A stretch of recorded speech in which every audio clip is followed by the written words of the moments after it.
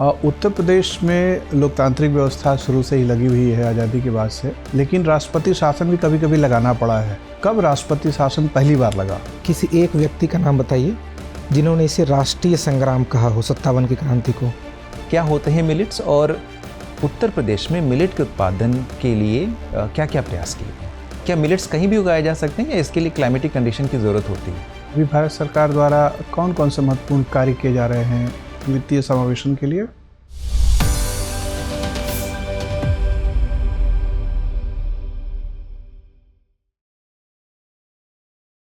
Morning sir. Good morning, बैठ जाइए विनाश।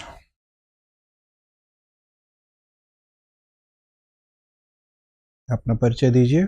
सर मैं उत्तर प्रदेश का निवासी हूँ सर। मैंने अपने ग्रेजुएशन राजकीय इंजीनियरिंग कॉलेज बिजनौर से की है सर। हाल ही में मेरा selection sir CRPF sub inspector radio operator के पोस्ट पे हुआ है।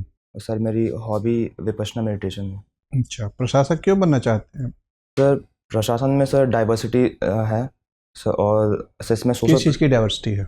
सर जॉब करने की डाइवर्सिटी सर। अच्छा, कार्य की विविधता है। ठीक है सर। दूसरी की सर इसमें सोशल प्रेस्टीज भी है। ठीक है। और सर इसमें इनोवेशन भी कर सकते हैं हम सर्विसेज में आके। क्या क्या इनोवेशन कर सकते हैं? सर ग्राउंड लेवल पे सर पॉलिसी को इम्प्लीमेंट करके सर डिजिटल टेक्नोलॉजी के माध्यम से हम नए नए इनोवेशन कर सकते हैं। अच्छा, इनोवेशन होता क्या है? सर इनोवेशन का मतलब कि सर नई नई चीज़ों को इन्वेंट करना, जिससे इन्वेंट करना। Right sir. या ऑलरेडी जो इन चीज़ें इन्वेंटेड है उसको लागू करना, जीवन में अपनाना। सर मेरे ख्याल से सर नई नई चीज़ों को इन्वेंट करना ही सर इनोवेशन है। इन्वेंशन और इनोवेशन में फिर फ़र्क क्या हुआ? सर माफ़ी चाहता हूँ सर, इसके बारे में सर आइडिया नहीं। ठीक है, तो आप प्रशासन में जाके नवाचार करना चाहते हैं, इनोवेशन करना चाहते हैं, और इनोवेशन के माध्यम से आप क्या हासिल करना चाहते हैं?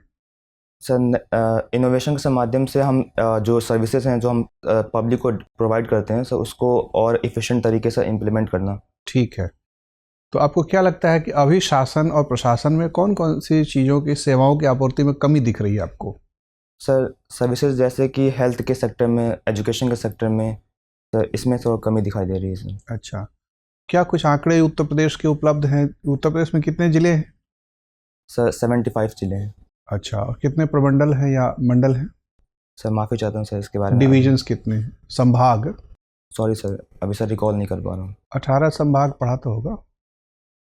आप गाजीपुर जिले के हैं। गाजीपुर किस संभाग का हिस्सा है? सर वाराणसी मंडल का है। मंडल का हिस्सा है। तो वैसे ही वाराणसी मंडल की तरह और 17 मंडल और भी हैं। तो आपको क्या लगता है कि कहाँ सभी मंडलों में सेवा, हेल्थ सेवा सर्विस की कमी दिख रही है, या कुछ खास मंडलों और ज़िलों में कमी दिख रही है आपको? आपके अपने ज़िले में जहाँ आप रहे हैं, गाजीपुर में या वाराणसी में रह के आपने पढ़ाई की है, या हो और कहाँ पढ़ाई की आपने? सर हापुड़ में भी पढ़ाई की आपने? Yes sir. इन सब जगहों पर आपको स्वास्थ्य सेवा की और शिक्षा सेवा की कमी नज़र आ रही है? Right sir. ठीक है, क्या क्या कमियां हैं? क्या शिक्षक कम हैं, संस्थाएं कम हैं, या सेवा की गुणवत्ता ठीक नहीं है? सर एसर की रिपोर्ट के अकॉर्डिंग सर ये पता चला कि सर जो क्वालिटी है, क्वालिटी एजुकेशन की, उसमें कमी है। निम्न आय वर्ग के लोग हैं। Yes sir. और sir students enrollment ratio sir उसमें कम है। अच्छा, gross enrollment ratio. Yes sir. भर्ती अनुपात भी कम है। अच्छा, ये बताएं अविनाश, उत्तर प्रदेश में लोकतांत्रिक व्यवस्था शुरू से ही लगी हुई है आज़ादी के बाद से, लेकिन राष्ट्रपति शासन भी कभी कभी लगाना पड़ा है व्यवस्था पूर्वक। तो कब राष्ट्रपति शासन पहली बार लगा? सर सॉरी सर, अभी रिकॉल नहीं कर पा रहा हूँ। अच्छा, इस पर ध्यान नहीं दिया आपने। Yes sir. ठीक है, ये बताएं कि अगर आप सेवा ज्वाइन करते हैं तो आपका फर्स्ट प्रेफरेंस क्या है? Sir deputy collector. Deputy collector. Deputy collector आप बन जाते हैं मान लिया, और कुछ वर्षों के बाद आपकी प्रोन्नति होती है, प्रमोशन मिलता है। तो प्रमोशन के बाद आप क्या बनेंगे डिप्टी कलेक्टर से? उसके बाद क्या बनेंगे? इस पूरा सोपानक्रम क्या होगा आपके कैरियर में? सर डिप्टी कलेक्टर के बाद सर असिस्टेंट कलेक्टर, सर उसके बाद फिर कलेक्टर।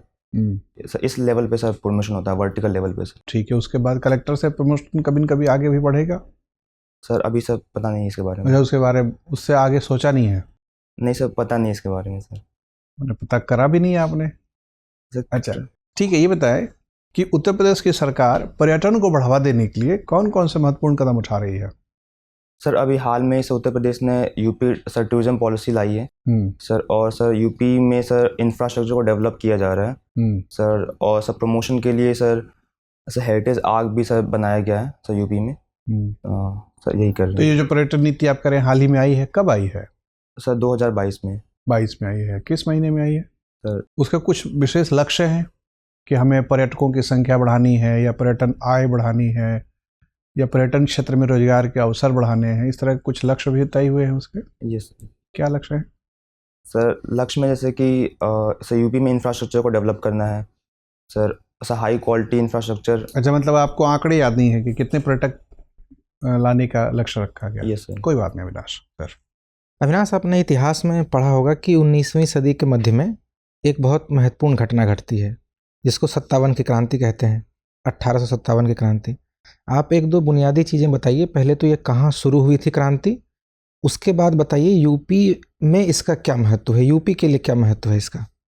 सर ये क्रांति 1857 की सर मेरठ से स्टार्ट हुई थी और सर उसके बाद सब पूरे राज्य में फैल गई सर। और इसका सर महत्व यूपी के लिए ये है कि इसमें सब बड़ी बड़ी पर्सनालिटीज़ ने इसमें सब भाग लिया था सर। और सर यूपी में सर इस पर ये पता चला था कि जो वुमेन भी है इसमें पार्टिसिपेट कर सकती हैं, और सर और स्ट्रेटा का सोसाइटी में जो लोग रहते हैं वो भी इसमें सर पार्टिसिपेट किए थे। तो ये मेरठ में शुरू हुआ था या बैरकपुर में शुरू हुआ था? सर मेरठ के बैरकपुर में स्टार्ट हुआ था। मेरठ के बैरकपुर में, कि बैरकपुर बंगाल में जगह है? कोई बात नहीं, कम से कम 4 जगह बताइए और उनके नेताओं के नाम बताइए। जैसे झांसी में कौन नेतृत्व कर रहा था, इलाहाबाद में कौन कर रहा था, कानपुर में कौन कर रहा था, बरेली में कौन कर रहा था? सर झांसी में रानी लक्ष्मीबाई कर रही थी सर, लखनऊ में लियाकत अली खान कर रहे थे, और सर कानपुर में? सर कानपुर में तात्या टोपे कर रहे थे सर। और बरेली? सर माफ़ी चाहता हूँ, बरेली का भी। कई लोग कहते हैं कि यह केवल सिपाही विद्रोह था, कई लोग कहते हैं कि यह राष्ट्रीय स्वतंत्रता संग्राम था। क्या लॉजिक देते हैं वो इसके पीछे, और आप क्या मानते हैं यह क्या था, सिपाही विद्रोह था या फ्रीडम स्ट्रगल था? सर मेरा मानना है कि सर ये फ्रीडम स्ट्रगल था सर, क्योंकि पहली बार ऐसा हुआ था कि इतने बड़े लेवल पे सर ब्रिटिश के खिलाफ हमने आवाज़ उठाई थी। और सर सिपाही विद्रोह कहने का ये आधार है क्योंकि इसमें कोई बात नहीं, क्या वजह थी 57 की क्रांति के लिए, क्यों हुई थी यह क्रांति? क्योंकि जैसे ही आप वजह पता कर लेंगे आपको ये आइडिया लग जाएगा कि यह सिपाही विद्रोह था या जो है यह राष्ट्रीय स्वतंत्रता संग्राम था। तो इसमें वजह ये दी जाती है कि इसका इकोनॉमिक रीज़न था, कुछ पॉलिटिकल रीज़न था। जैसे इकोनॉमिक रीज़न क्या?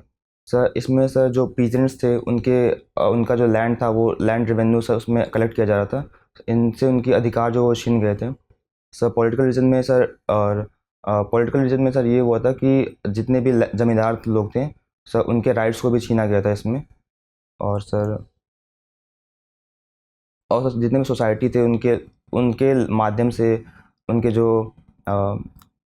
उनके अधिकारों को भी सर लिया गया। ये लोग जो लड़ रहे थे इसमें उनकी जागीरें नहीं छीनी गई थी? झांसी की रानी क्यों लड़ रही थी, उन्होंने क्यों भाग लिया था 57 की क्रांति में?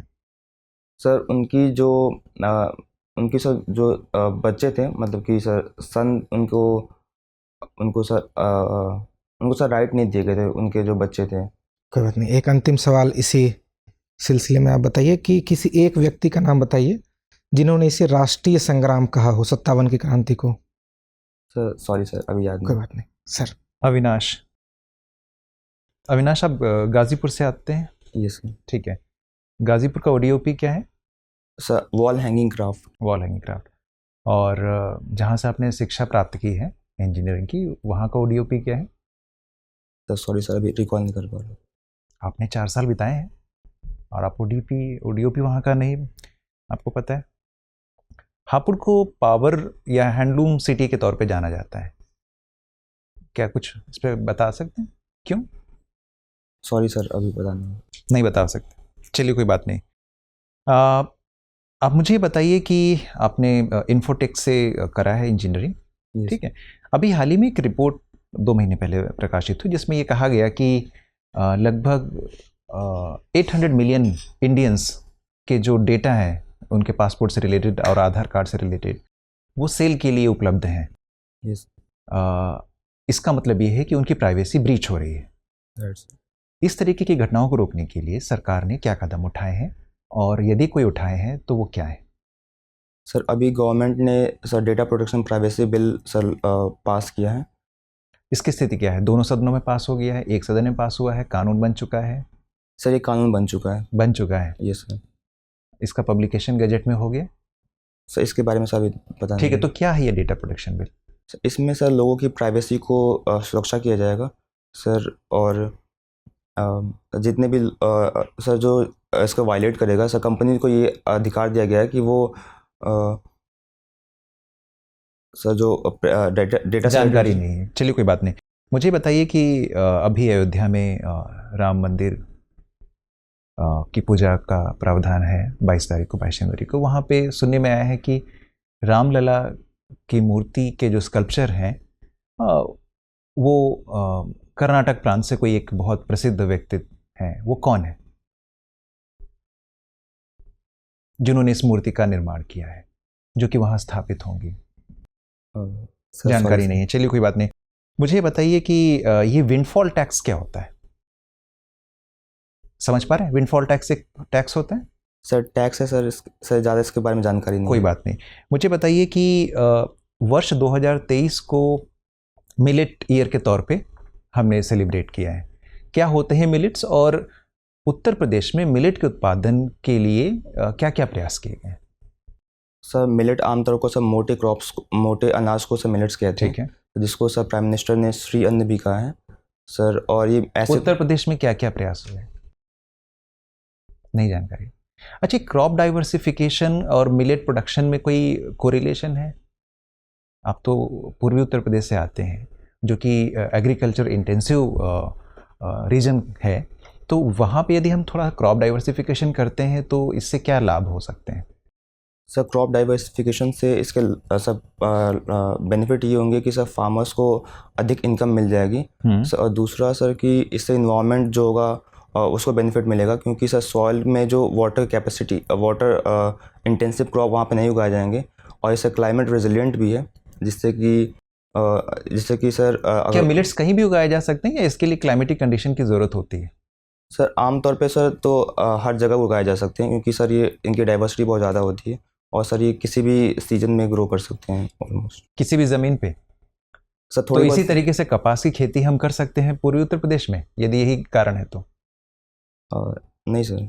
फिर सर कपास सर मिलेट में नहीं आता है। मैं बात कर रहा हूँ क्लाइमेटिक कंडीशंस की बात कर रहा हूँ। ठीक है, मुझे बताएं कि आपने अभी सीआरपीएफ में ज्वाइन किया। सीआरपीएफ के डीजी नए नियुक्त हुए हैं, कौन है? सर माफ़ी चाहता हूँ सर, इसके बारे में जानकारी नहीं है। उत्तर प्रदेश की विधानसभा में कितनी महिलाएं हैं? Sorry sir. कोई बात। अविनाश, अभी आरबीआई ने एक डिजिटल करेंसी चलाई है, क्या नाम है उसका? Sorry sir. वित्तीय समावेशन से आप क्या समझते हैं? सर इसमें हर सेक्शन के सोसाइटी को हम फाइनेंस प्रोवाइड करने की कोशिश करेंगे सर, जिससे कि वो जितने भी लोग हैं उनके पास फाइनेंस पहुंच जाए सर। इससे यही मतलब है। अच्छा, अभी भारत सरकार द्वारा कौन कौन से महत्वपूर्ण कार्य किए जा रहे हैं वित्तीय समावेशन के लिए? सभी हाल में भारत सरकार ने पीएम मुद्रा योजना लॉन्च किया है कुछ टाइम पहले, और जैम ट्रिनिटी भी सर है सर, जन धन आधार मोबाइल ट्रिनिटी। पीएम मुद्रा योजना क्या है? तो पीएम मुद्रा योजना में सर जो स्मॉल फार्मर्स है और सर एसएचजी ग्रुप्स हैं उनको सर लोन प्रोवाइड किया जाएगा। कितना, उसकी कोई सीमा है? सर उसकी एक लाभार्थी को अधिकतम कितनी राशि दी जाएगी? तो सीमा है सर, अभी मैं रिकॉल नहीं कर पा रहा हूँ। उसमें सर 3 पार्ट हैं, तरुण और सर 1-2 ऐसे भी और भी। मुद्रा एक एक्रोनीम है, मतलब संक्षिप्त नाम है, MUDRA। इसका फुल फॉर्म बता सकते हैं? Sorry sir. अच्छा, इस पर ध्यान नहीं दिया। कोई बात नहीं अविनाश, आपका इंटरव्यू हो गया, आप जा सकते हैं। Thank you sir.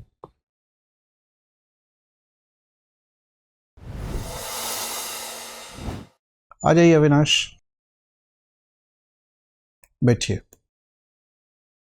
आज 2 जनवरी है, 8 जनवरी को इंटरव्यू है आपके पास। मोटे तौर पर 5-6 दिन बचे हुए हैं। Yes sir. तो उन 5-6 दिनों का कैसे आप उपयोग करेंगे ताकि इंटरव्यू में अधिकतम संभव अंक हासिल हो जाए? सर मैं ये कोशिश करूँगा कि न्यूज़पेपर को और पढ़ा जाए अच्छे से सर, और अपने व्यू पॉइंट के लिए सर मैं अपने फ्रेंड से डिस्कशन करूँगा सर, और सब कुछ मॉक्स और भी देने की कोशिश करूँगा, जिससे कि सर जो हेजिटेशन है वो सब खत्म हो जाए। ठीक है, ये सब तो करिएगा ही, लेकिन जो बुनियादी चीज़ें हैं ये उत्तर प्रदेश के बारे में वो ज़रूर एक बार रिवाइज कर लीजिएगा। Yes sir. चूँकि आप प्रशासन में जाना चाहते हैं तो प्रशासनिक वर्गीकरण यूपी का क्या है, कितने मंडल हैं, ज़िले हैं, यस तहसीलें हैं, प्रखंड है, एक दफ़ा देख लीजिएगा। Right sir. और चूँकि आपके दिमाग में ये बात है कि प्रशासक के रूप में आप स्वास्थ्य, खासतौर पे सोशल इंफ्रास्ट्रक्चर पे आप ध्यान देंगे। सोशल इंफ्रास्ट्रक्चर कहने से स्वास्थ्य, शिक्षा, पेयजल, स्वच्छता सेवा, ये सब चीज़ों का बोध होता है। सामाजिक बुनियादी ढांचे से यस सर। मानव संसाधन निर्माण भी उसमें आता है। तो वो सब चीज़ों पे आप अपनी तैयारी रखिएगा तथ्यात्मक रूप से। चूँकि आप इंफॉर्मेशन टेक्नोलॉजी में आपने बीटेक किया है और आपको जॉब भी जो मिला है वो पैरामिलिट्री फोर्स में रेडियो वाले डिपार्टमेंट मिला है। यस। तो इंफॉर्मेशन टेक्नोलॉजी पे सबसे अच्छी पकड़ आपको दिखानी है। बाकी सब चीज़ें छूट भी जाएं, मतलब बाकी सब प्रश्नों के उत्तर आप देने से चूक भी जाएं, लेकिन आईटी सेक्टर के प्रश्नों के उत्तर आपको कोशिश करनी कि चूके नहीं। हालांकि प्रश्न तो इतने बन सकते हैं कि फिर भी चूक सकते हैं, लेकिन अपनी तरफ से यथा संभव जो बुनियादी बातें हैं, जो सरकार के कार्यक्रम हैं, जो नए ज्वलंत विषय हैं जो चर्चा में हैं, ये सब। और बेसिक चीज़ें रेडियो वाले डिपार्टमेंट में हैं तो रेडियो फ्रिक्वेंसीज कौन कौन सी होती हैं और किन किन फ्रिक्वेंसी के क्या क्या आपने प्लस माइनस है, मतलब क्यों हम किसी खास फ्रिक्वेंसी में कोई मैसेज करते हैं, दूसरे मैसेज नहीं करते हैं, ये सब चीज़ें। स्पेक्ट्रम एलोकेशन वाली भी नीति में सरकार का कुछ सुधार हुआ है। Yes sir. तो वो सब भी थोड़ा सा एक बार देखना चाहिए आपको। देखने से ज़्यादा चांसेस हैं कि उधर से सवाल आएंगे तो आप सहजता से जवाब दे पाएंगे। चूँकि ज़िले वगैरह के बारे में ज़्यादा वो पूछते नहीं, आपके परिचय में कह देते हैं कि अपना नाम या अपना ज़िला ना बताएं। Yes sir. तो उनको सारी ये खबर नहीं लगेगी कि आप गाज़ीपुर के रहने वाले हैं, लेकिन फिर भी पूर्वी उत्तर प्रदेश पे सामान्य प्रश्न, पश्चिमी उत्तर प्रदेश में क्या समस्याएं हैं, ये सब पूछ सकते हैं। पर्यटन नीति अभी चर्चा में रहा है तो उसको थोड़ा सा पढ़ लीजिए। अभी आपने शायद अपनी नज़रों से पढ़ा नहीं है उसको। Yes sir. तो वो पढ़ लीजिएगा तो अपने जाहिर हो जाएगा कि आपने पढ़ा है कि नहीं पढ़ा है। ठीक है, तो ये सब कंटेंट से रिलेटेड बातें हैं। लेकिन प्रस्तुतिकरण से संबंधित बात यह है कि आपकी एंट्री कैसी है, आप जब प्रवेश करेंगे तो आयोग के सदस्यों के दिमाग में क्या छवि बनेगी। तो एंट्री ठीक है, आपकी थोड़ी सी ऊर्जा युक्त तो होनी चाहिए। आप थोड़े से सहम के अंदर आ रहे थे, तो थोड़ा कॉन्फिडेंस के साथ, हालांकि विनम्रता के साथ प्रवेश की अनुमति मांगकर प्रवेश करिए। और अभिवादन करने की जो औपचारिकताएं होती है कि अभिवादन करें, नमस्ते कहें या गुड मॉर्निंग, जो भी आप कहने की इच्छा रखते हो। नमस्ते वैसे बेहतर है। और उसके बाद बैठने के बाद धन्यवाद ज्ञापन जरूर कर दें। ठीक है, फिर वेशभूषा पे उनकी नज़र टिकेगी, थोड़ा सा करीब से देखेंगे। तो वेशभूषा में आपका सूट अच्छा है, शर्ट भी अच्छा है। टाई पे एक बार पुनर्विचार कर सकते हैं, वैसे चल जाएगा, लेकिन टाई की जो गांठ है वो थोड़ी सी ढीली है गले के पास, तो उसको थोड़ा दुरुस्त रखिएगा। और मुड़ा तुड़ा हुआ है, 2-3 फोल्ड नज़र आ रहा है इसके अंदर, तो या तो उसको आयरन करा लीजिए। और जूता वगैरह ठीक है। बातचीत करने की जो शैली है आपकी, उसमें ठीक है प्रवाह है, लेकिन आप ध्वनि थोड़ा ऊंचा कर सकते हैं, आवाज़ थोड़ा और बुलंद बना के बात कर सकते हैं, ताकि उसे कॉन्फिडेंस नज़र आए, एनर्जी लेवल नज़र आए। दाढ़ी भी शायद आप बना के रखेंगे ना? Yes sir. क्लीन शेव करके? क्लीन शेव कर लूँगा सर। नहीं, मूछें हटाना ज़रूरी नहीं है। मूछें आप रखने के अगर आदी हैं तो मूछें रखिए, लेकिन दाढ़ी हटा लीजिएगा। ठीक है। और विनम्रता बनाए रखना है, लेकिन विनम्रता का मतलब ये नहीं कि दब्बूपन होना चाहिए। प्रशासक में थोड़ा सा मुखर होना चाहिए व्यक्तित्व, प्रखरता हो तो और अच्छी बात होती है। और ऊर्जावान होना चाहिए व्यक्ति को, ईमानदार होना चाहिए। कभी भी आप बरगलाने वाला उत्तर न दें, जो उत्तर आपको पता हो वही दें, नहीं पता हो तो कह दें। पारदर्शी रखें कि सर ये मुझे नहीं पता है, कभी ये कहें कि सर मुझे नहीं पता है, कभी ये कहें कि सर मुझे पढ़ लूँगा, अभी दिमाग से निकल गया है। मतलब उसमें पारदर्शिता, ईमानदारी बरतना ज़्यादा ज़रूरी है। और बाकी आरोह अवरोह ठीक है आपका, मतलब बातचीत करने में होता है ना कि जो चीज़ ज़्यादा महत्वपूर्ण है उस पर थोड़ा सा बल दें, और जो चीज़ कम महत्वपूर्ण है उसको थोड़ा सा हल्के ध्वनि में बोल के निकल जाए, तो वो सब लगभग ठीक है। ठीक है, तो इन सब बातों का ध्यान रखिए। आशा है कि आपके परफॉर्मेंस में काफ़ी सुधार इससे होगा। कोई संशय हो या कोई प्रश्न हो तो पूछिए। सर मैं ये पूछ रहा था कि मैं जो बोल रहा हूँ कभी कभी बीच बीच में मैं बोल रहा हूँ ऐसे सब, तो ये सब सही है या? देखिए, अगर बचने की कोशिश करिए, अगर कॉन्शियसली अगर आप बच सकते हैं तो बचिए, लेकिन उसको लेकर आप अगर बहुत किंतु परंतु सोचने लगेंगे तो जो फ्लो है वो और कमज़ोर हो जाएगा, क्योंकि आदतें हैं ना, और 5 दिन में आदतें बदलती नहीं हैं। फिर भी आप अगर सचेत हैं इस बारे में और इसको कम कर सकें तो अच्छा रहेगा, लेकिन न भी हो तो वो कोई बहुत बड़ा दाग नहीं है आपके व्यक्ति की शैली पर। यस, चल जाएगा। ठीक है, all the best. Thank you sir.